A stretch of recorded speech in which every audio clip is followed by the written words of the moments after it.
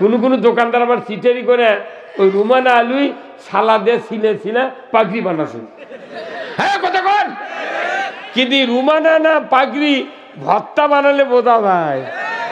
কথা কন, আমাদের বাংলাদেশের মুসলমান হচ্ছি রুমানা মুসলমান। দাড়ি টুপি দেখলে রুমানার মতো চকচকে, কিন্তু এক ডলন দিলে বোঝা যায় ই পাগড়ি না রুমানা। হ্যাঁ কথা কন,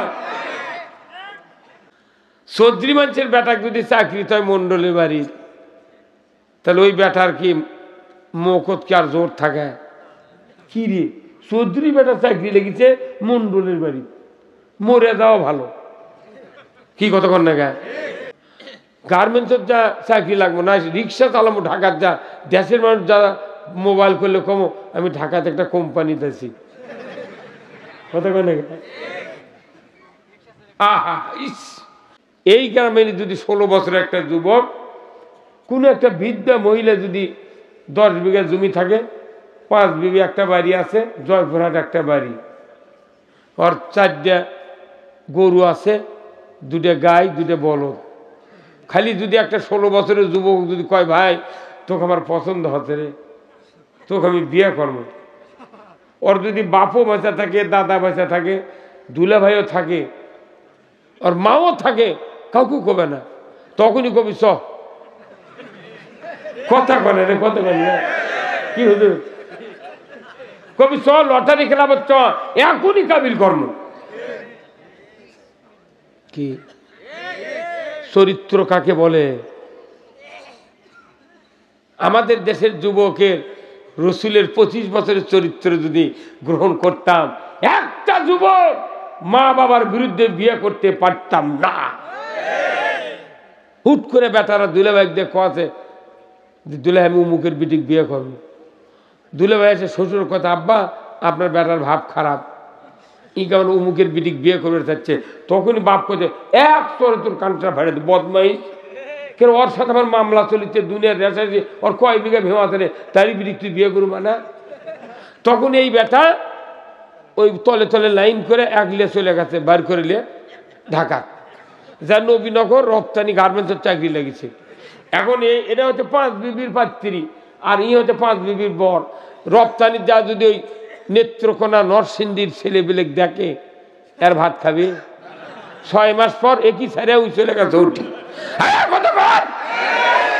এইরকম ঘটে কি ঘটে না? আবার যদি বিয়ে না মেয়ে যদি না নিয়ে যায়, ওই করতে বাড়িতেই থাকবো না, তুই বাপ হ্যাঁ বিয়ে দিলু না, থাক বাড়িতেই থাকবো না। ওই দেখ গার্মেন্টসের চাকরি লেগেছে ঢাকা সাভারে নামাবাজার, 6 মাস চাকরি করতে করতেই ওকে গাই বা চুল্লিয়ে চলে যাচ্ছে। এই কথা কন না গা, হ্যাঁ কথা কন। তাহলে এই যুবকের চরিত্র আর মোহাম্মদ সাল্লাল্লাহু আলাইহি চরিত্র কি এক? তখন কোনো নবী হননি। তাহলে আজকে বাংলাদেশের যুবকেরা যদি রসুলের 25 বছরের চরিত্র গ্রহণ করতাম, আমাদের মাতা পিতার মুখ উজ্জ্বল হতো। সবাই ঠিক করলেন না গা? কি চরিত্র! আল্লাহু আকবার! মানুষ সমাজে আছে যার সাথে মামলা হচ্ছে, পারিবারিক গন্ডগোল, গায়ে মেশে গন্ডগোল, সামাসামি, যেগুলা সামের নেতা, এরকে রাত্রে ঘুমই হয় না, এর ঘুমের মধ্যে বুদ্ধি গোছায় বিপদ ফালানের। হ্যাঁ কথা কর, এই জান্নাতের চোখ আর দেখতে পাবে না।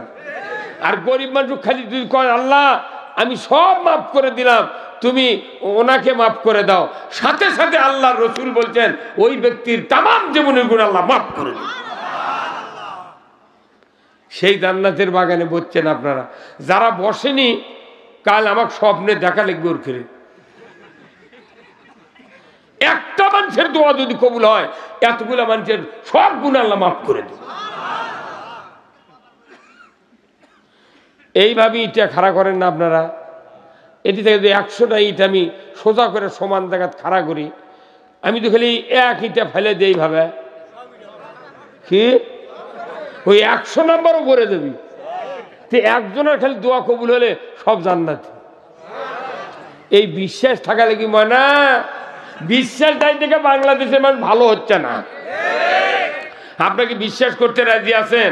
কারা কারা দুহাত তুলে দেখান লিল্লাহে তাকবীর নারায়ে তাকবীর আমার নেতা তোমার নেতা বিশ্বনবী মুস্তাফা লিল্লাহে তাকবীর। আমি জীবনে বহু খতিব দেখেছি, বহু আলেম দেখেছি, এত ঠান্ডা মানুষ দেখিনি। এই কথা বল না, এত ঠান্ডা। আমার সাথে কথা, আমার বাসায় গেছিলেন, আস্তে আস্তে কথা কয়, এমন যে আল্লাহ রাসূল বলছেন কিয়ামতের দিন ওই ব্যক্তির বেশি নেকির পাল্লা ভারী হবে যার চরিত্র আমল আখলাক শীতল ঠান্ডা। সব দরকার আছে, রাজনীতিও দরকার আছে, কোরআনের আইনও দরকার আছে, নিজে আবার ভালো হওয়ারও দরকার আছে। আমাদের বাংলাদেশে এখন তরকারির দাম কমে মানছে না, ভারী হচ্ছে। এই কথা বল না, কপি লাই কেরি কি টমেটো আসলে 110 টাকা, সেটা এখন হচ্ছে 40, কাল থেকে লাগবে 30। অত বেশি দিন থুবের পারবে না, পাত্তিও বেচা লাগবে, তাহলে দেখবেন কাল 10 টাকা করে কমে দেবে। আবার যারা আলু বেচলো 400 টাকা কেজি, প্রথম লবণের মধ্যে 400 টাকা কেজি, সেই আলু এখন তাও 400 বেচে রুমা না, গায়ের রং কিরে। আচ্ছা কোন তো বিষাতুর গাছ কেউ লাগাছে? বিষাতুর গাছের পাতার যে আকশান কিয়ামত পর্যন্ত থাকবি, কোন দিন কমবি? তে রসুলের কথা, আল্লাহর কাজ বিষাতুর মতো, কোনদিন অ্যাকশন নষ্ট হবে না। আল্লাহু আকবার। রসুল তখন বলছেন যে এই লোকটাকে জান্নাতি বলছি আমি এই জন্যে, এই লোকটা সারাদিন আল্লাহর কাজ করে, রসুলের কাজ করে, সংসার করে, বিভিন্ন মানুষ কালেমা পড়ার জন্যে, ইমানের দাওয়াত দেওয়ার জন্যে, কেউ গালমন্দ করে, কেউ অপমান করে, কেউ মারবের চায়, কত গ্লানি এর উপর দিয়ে চলে যায়। তো এই লোকটার একটা আমল হলো, রাত্রে নামাজ পড়ে দেয়, ভাত টাত খায়, শোয়ার সময় আল্লাহ বলে, আল্লাহ আমার সাথে যাই বিদ্রুপ ঠাট্টা আমার উপর যাই অন্যায় অবিচার করছে, আমি 1 সেকেন্ডের মধ্যে তাদের সবাইকে আমি মাফ করে দিলাম। এই লোকটা মাফ করে দিয়ে খালি বিছনায় শুয়ে পড়ে, এর আর কোনো টেনশন থাকে না। কতক্ষণ? এটা কি কম আমল? এই মেলা মানুষ সমাজে আছে যার সাথে মামলা হচ্ছে, পারিবারিক গন্ডগোল, গায়ে মেশে গন্ডগোল, সামাসামি, যেগুলা সামের নেতা, এরকে রাত্রে ঘুমই হয় না, এর ঘুমের মধ্যে বুদ্ধি গোছায় বিপদত ফালানের। হ্যাঁ কথা কর, এই জান্নাতের চৌকাট দেখতে পাবে না। আর গরিব মানুষ খালি তুই কয় আল্লাহ আমি সব মাফ করে দিলাম, তুমি ওনাকে মাফ করে দাও, সাথে সাথে আল্লাহ রসুল বলছেন ওই ব্যক্তির তামাম জীবনের গুণ আল্লাহ মাফ করে দিন। সেই জান্নাতের বাগানে বসছেন আপনারা, যারা বসেনি কাল আমাকে স্বপ্নে দেখা লাগবে ওর ফিরে। একটা মানুষের দোয়া যদি কবুল হয়, এতগুলা মানুষের সব গুণ আল্লাহ মাফ করে দেবে। এইভাবে ইটা খাড়া করেন না আপনারা। এটি থেকে যদি 100টা ইট আমি সোজা করে সমান জায়গায় খাড়া করি, আমি তো খালি এক ইটা ফেলে দিই, ভাবে কি ওই 100 নাম্বারও করে দেবি। তো একজনের খালি দোয়া কবুল হলে সব জান্নাতি। এই বিশ্বাস থাকা লাগি মনে, বিশ্বাস তাই থেকে বাংলাদেশের মানুষ ভালো হচ্ছে না। আপনাকে বিশ্বাস করতে রাজি আছেন? কারা কারা দুহাত তুলে দেখান লিল্লাহে তাকবীর নারায়ে তাকবীর আমার নেতা তোমার নেতা বিশ্বনবী মুস্তাফা লিল্লাহে তাকবীর। রসুলের শানে অনেক কথা বললাম, জান্নাত যাওয়ার সোজা যদি খালি বিশ্বাস হয়। এই কথা বল না।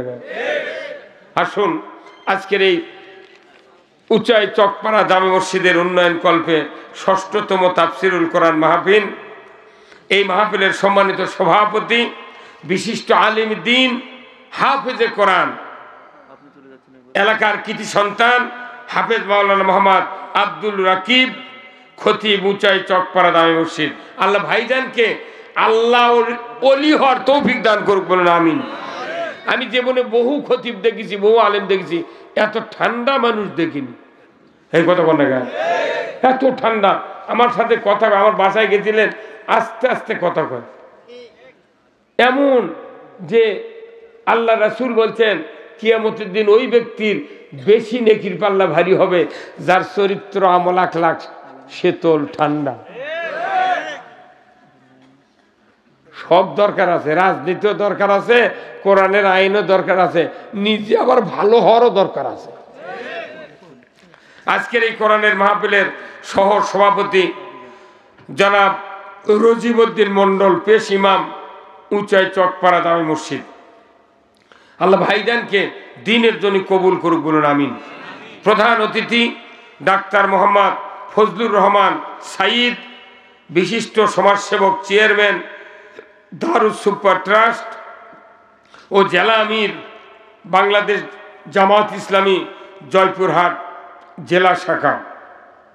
আল্লাহ ভাইজানকে ইসলামের একজন সৈনিক হয়ে বিজয়ের ব্যাপারে কাজ করার তৌফিক দান করুক, আমিন। আজকের মাহফিলের সম্মানিত মেহমান হযরত মাওলানা মোহাম্মদ ওয়াদুদ বিন শরীফ বারকান্দি, কামিল হাদিস ও ফিকা মাস্টার্স, ইসলামী বিশ্ববিদ্যালয় কুষ্টিয়া, আল্লাহ ভাইজানকে দ্বীনের জন্য কবুল করুক, বলুন আমিন। হাফেজ মাওলানা মোহাম্মদ আল আমিন, পরিচালক ফিসকাঘাট নুরানি হাফিজা মাদ্রাসা ও এতিমখানা, আরো স্থানীয় ওলামায়ে কেরামগণ, আল্লাহ সকলকেই দ্বীনের জন্য কবুল করুক, বলুন আমিন। আজকের এই মাহফিলের আয়োজক কমিটি চকপাড়া যুব সমাজ, সহযোগিতায় পুরা গ্রামবাসী, মঞ্চে বসা সুধীবৃন্দ, সামনে বসা মুরব্বিনে কেরাম, হাজী সাহেবগণ, বিভিন্ন মসজিদের ইমাম, মুয়াজ্জিন, মুক্তাদি সহ বিভিন্ন রাজনৈতিক দলের নেতৃবৃন্দ, যুবক ভাইরা, পর্দার অন্তরালে মা ও বোনেরা, প্রাইমারি, মাদ্রাসা, হাই স্কুল, কলেজের শিক্ষক মহোদয়গণ, ছাত্র ভাইরা, কচি কাচারা এবং আজকের এই মাহফিলের ইন্তেজামিয়া কমিটি বর্গ, যুবক ভাইরা, প্রচার মিডিয়ার সম্মানিত মাইকালা এবং ভিডিওম্যান ভাইরা, সবার প্রতি আমার সালাম, আসসালামু আলাইকুম ওয়া রাহমাতুল্লাহি ওয়া বারাকাতুহু। কেমন আছেন আপনারা? আছি আলহামদুলিল্লাহ। আল্লাহ আপনাদের সহ আমাকে সুস্থ রেখেছেন। কত মানুষ হাসপাতালে চিকিৎসাধীন আছে, কারো রক্ত পরীক্ষা হচ্ছে, কারো ডায়াগনস্টিক সেন্টারে হার্ট অপারেশন হচ্ছে, কত কিডনি গেছে, কত রক্ত শেষ, কত শরীরের রগ রেশার কষ্ট করতেছে। কোনো টেনশন ছাড়া আল্লাহ আমাদেরকে জান্নাতে বাগানে বসার তৌফিক দিয়েছেন, জোরে কোন আমিন। যারা বসেছেন শুধু আপনাদের উপকার না, আপনি যে ফ্যামিলির লোক, সবচেয়ে উন্নত মানের একটা কাজে আপনি শরীক হয়েছেন। আপনি এই জায়গায় শরীক হওয়ার কারণে আপনার পূর্বপুরুষ যারা কবরে গেছে, আপনার এখানে বসার কারণে আপনি যে সওয়াব পাচ্ছেন, এই বরাদ্দ আল্লাহর পক্ষ থেকে, এই কাজ, এই সওয়াবটা আপনাদের বংশের যত পূর্বপুরুষ মারা গেছে তাদের কবরে আগের পর এক পৌঁছে দেওয়া হচ্ছে। যারা বসেনি তাদেরও পূর্বপুরুষ মারা গেছে, ওই যারা সওয়াব পাচ্ছে আর যারা সওয়াব পাচ্ছে না, ওখানে একই কাজে তারা ব্যস্ত হয়ে আছে। তারা বলছে, ভাই তোমার তো কবর সওয়াব আসতেছে না, তোমার কি কেউ নাই? কয় আছে, কিন্তু ওরা নেকির কাজত নাই। তখন ফেরেশতা কয়, আর 2 বিঘা আলু লেগে থুয়ালু না, 5 বিঘা কিনে থুয়াল না, তোর আরো ঠেলা বুঝলু নি ক্যাঙ্কা কথা কন না। আল্লাহ রাসূল বলছেন, ইজা মাতাল ইনসানু ইনকাতা আনহু আমালু ইল্লা মিন সালাসাতিন ইল্লা মিন সাদাকাতিন জারিয়াতিন আও ইলমুহু ইয়ানদু বিহিন নাস আও ওয়ালাদুন সালিহ ইয়াদু লাহু, জোরে কোন আল্লাহু আকবার। মানুষ মরে যাবে, সমস্ত আমল বন্ধ, 3টে আমল থাকবে জারি। 1 নাম্বার মসজিদ, মাদ্রাসা, স্কুল, কলেজ, রাস্তাঘাট, কালভার্ট, ব্রিজ, বৃক্ষরোপণ, এই কয়েকটি হলো সদকায়ে জারিয়া। আর দুই নম্বর হলো এই যে যতগুলি কথা আমি বললাম এই শুরুর থেকে, এই কথাগুলি যদি কাল থেকে মানুষকে প্রথম বলবেন আপনার স্ত্রী পাশের একটা মহিলাকে পরের দিন সকালে বলবে, উনি আবার যদি এগুলো বলতে থাকেন, বলতে বলতে যদি 1 কোটি মানুষ যদি কিয়ামত পর্যন্ত আপনার এই কথা পৌঁছাতেই থাকে, 1 কোটি মানুষের যে সওয়াব হবে আপনার আমলনামায় সেই সওয়াব আল্লাহ দিয়ে দেবে। কিন্তু আপনার ওই যারা বললো তারকে সওয়াবেরও ঘাটতে হবে না, ওনাদেরকেও সওয়াব দিবে, আপনাকে সওয়াব দেবে। এত বড় অফার দেওয়ার কেউ আছে? হ্যাঁ, সে আল্লাহর জিকির করবে কোনো পইলেবারে একের কথা বলেন না। আহা ইস, আল্লাহর নামের জিকির যারা জোরে জোরে করে আল্লাহ তাদেরকে প্রিয় বান্দার তালিকার নাম লিখে নেয়। ভাইরা আমার, আজ থেকে 1500 বছর আগে আল্লাহর নবী মক্কাতে জন্মিলেন। জন্মগ্রহণের পর ওনার বয়স যখন 6 বছর, দাদাকে বলেন, দাদা আমার আব্বা কোথায়? মাকে বলে, মা আমার আব্বা কোথায়? আমিনা রাসূলের মায়ের নাম, চক্ষু দিয়া পানি দরদর করে ছেড়ে দেয়, বলে, বেটা মুহাম্মদ, তোমার বাবা, তুমি যখন আমার পেটে 6 মাস বয়স, তোমার বাবা ব্যবসার জন্য সিরিয়াত গিয়েছিলেন।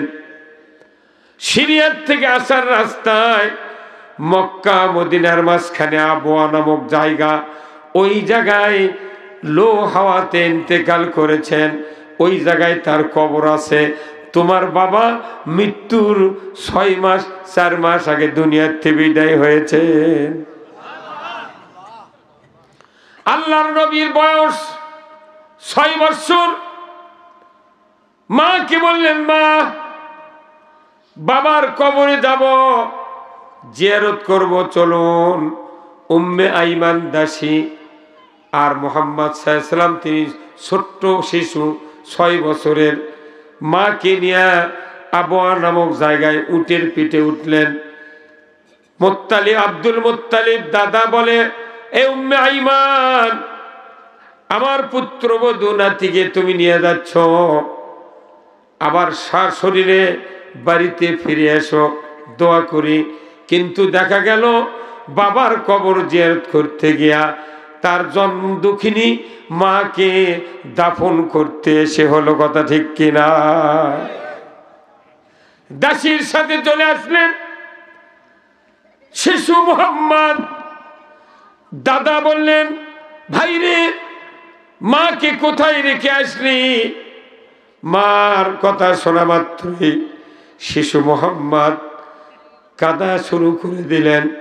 বলেন, দাদা, যে জায়গায় বাবার জিয়ারতে গিয়েছিলাম ওই জায়গায় মা দুনিয়ার থেকে বিদায় হয়েছে। 6 মাস বয়স পেটে বাবা নাই, 6 বছর বয়সে মা হারালেন, 7 বছর বয়সে দাদা হারালেন। আপনজন 3 তিনজনই দুনিয়ার থেকে বিদায় হয়ে নবী জনমের মতো এতিম হয়ে গেলেন। কেউ নাই আর, শুধু চাচা আছে, চাচারা আছেন, কিন্তু কিছু চাচা বিরুদ্ধে, কিছু চাচা পক্ষে থাকলেন, কথা ঠিক কিনা? আস্তে আস্তে বড় হয়, 17-18 বছর বয়স। হঠাৎ করে মক্কাতে এত দুর্ভিক্ষ দেখা দেয়। এই দুর্ভিক্ষ যখন দেখা দিল, আবু তালেব তার কলিজার টুকরার সন্তান হযরত আলীকে বিছানায় রাখেন না, কিন্তু মুহাম্মদ সাল্লাল্লাহু আলাইহি ওয়াসাল্লামকে ছোট্ট বাচ্চা কোলের ভেতরে কোণে শোয়ায় রাখেন। বলে, তার বাবা নাই, দাদা নাই, মা নাই, আমি তার অভিভাবক। এইভাবে লালন পালন করতে করতে প্রায় 24 বছর বয়স হয়ে গেল। আল্লাহর নবী যখন বয়স একটু 24-এ পদার্পণ করলেন, আরো দুর্ভিক্ষ মক্কাতে দেখা দিল। এত দুর্ভিক্ষ, খালি অভাব আর অভাব। আমাদের বাংলাদেশে এখন আর তরকারির দাম কমে মানছে না, ভারী হচ্ছে। এই কথা কন না, কপি লাই কেরি কি টমেটো ছিল 110 টাকা, সেটা এখন হচ্ছে 40, কাল থেকে লাগবে 30। অত বেশি দিন থুবের পারবে না, পাত্তিও বেচা লাগবে, তাহলে দেখবেন কাল 10 টাকা করে কমে দেবে। আবার যারা আলু বেচলো 400 টাকা কেজি, প্রথম লবণের মধ্যে 400 টাকা কেজি, সেই আলু এখন তাও 400 বেচে রুমানা, গায়ের রং কিরে। কোনো দোকানদার আবার চিটারি করে ওই রুমানা আলুই সালাদে ছিলে পাগড়ি বানাছে।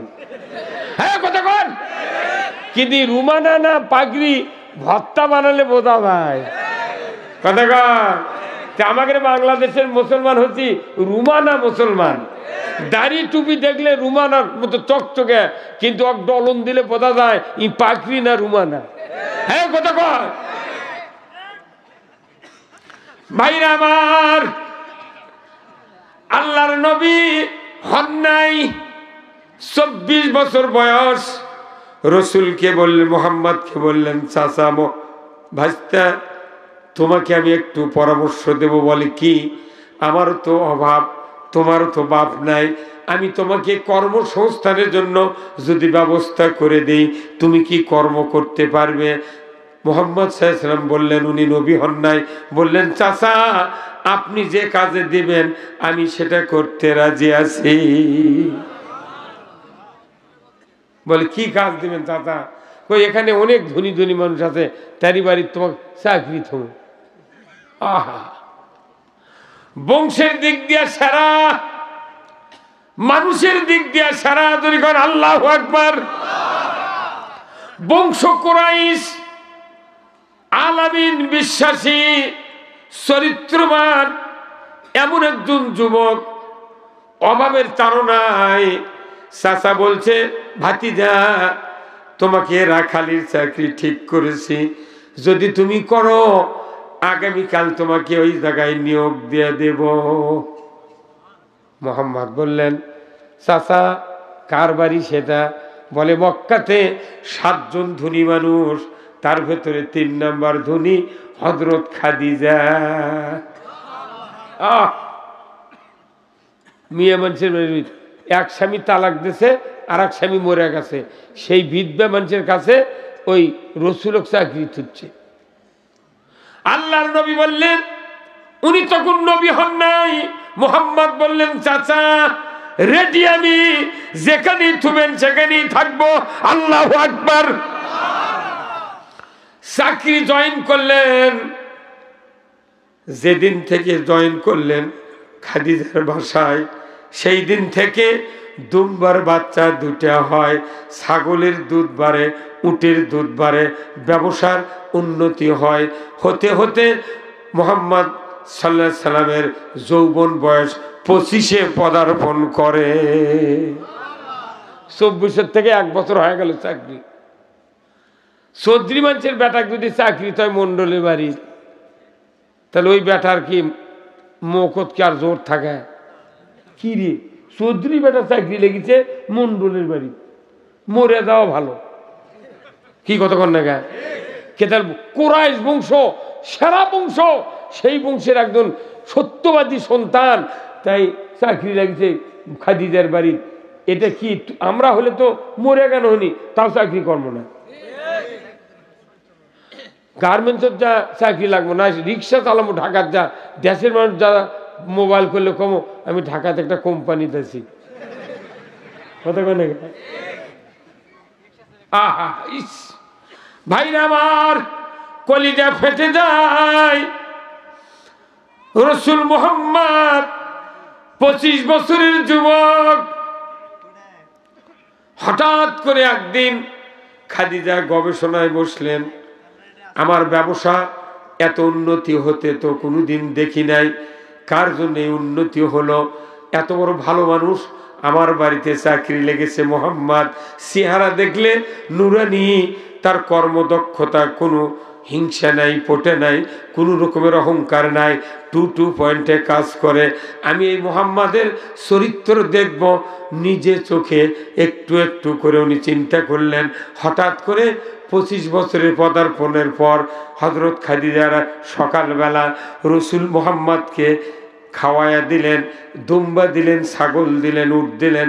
যাও যাও মুহাম্মদ, মরুভূমির প্রান্তরে তুমি চলে যাও। উনি চলে গেলেন। হযরত খাদিজা জানালায় বসে জানালার গজ ধরে তাকিয়ে দেখছেন মুহাম্মদ কোন পথে মরুভূমির ভেতরে যায়।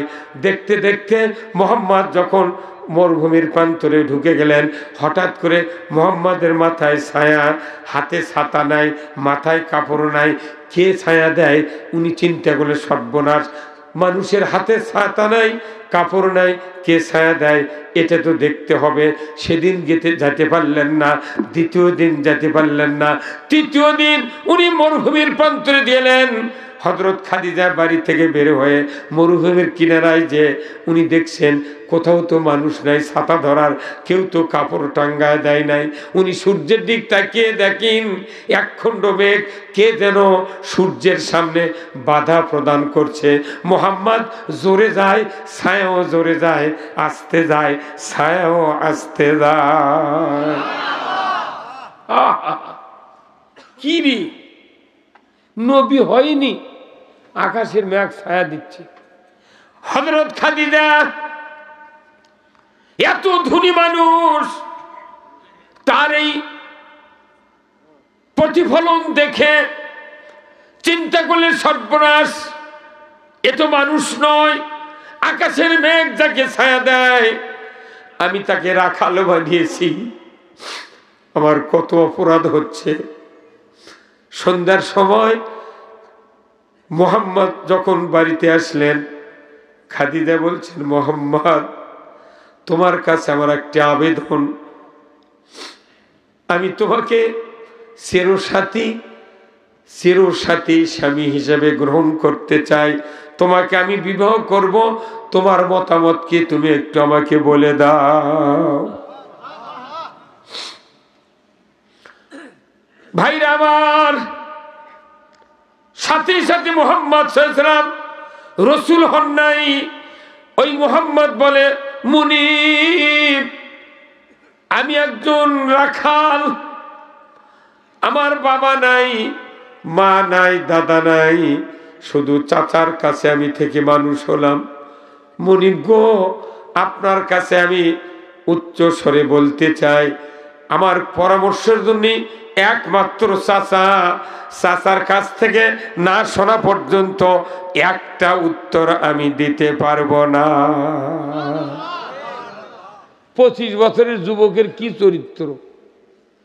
এই গ্রামে যদি 16 বছরের একটা যুবক, কোন একটা বৃদ্ধা মহিলা যদি 10 বিঘা জমি থাকে, 5 বিঘা একটা বাড়ি আছে, জয়পুরহাট একটা বাড়ি, আর 4টা গরু আছে, 2টা গাই, 2টা বলদ, খালি যদি একটা 16 বছরের যুবক যদি কয়, ভাই তোকে আমার পছন্দ হচ্ছে রে, তোকে আমি বিয়ে করবো, ওর যদি বাপও বাঁচা থাকে, দাদা বাঁচা থাকে, দুলা ভাইও থাকে, ওর মাও থাকে, কাউকে কবে না, তখনই কবি চ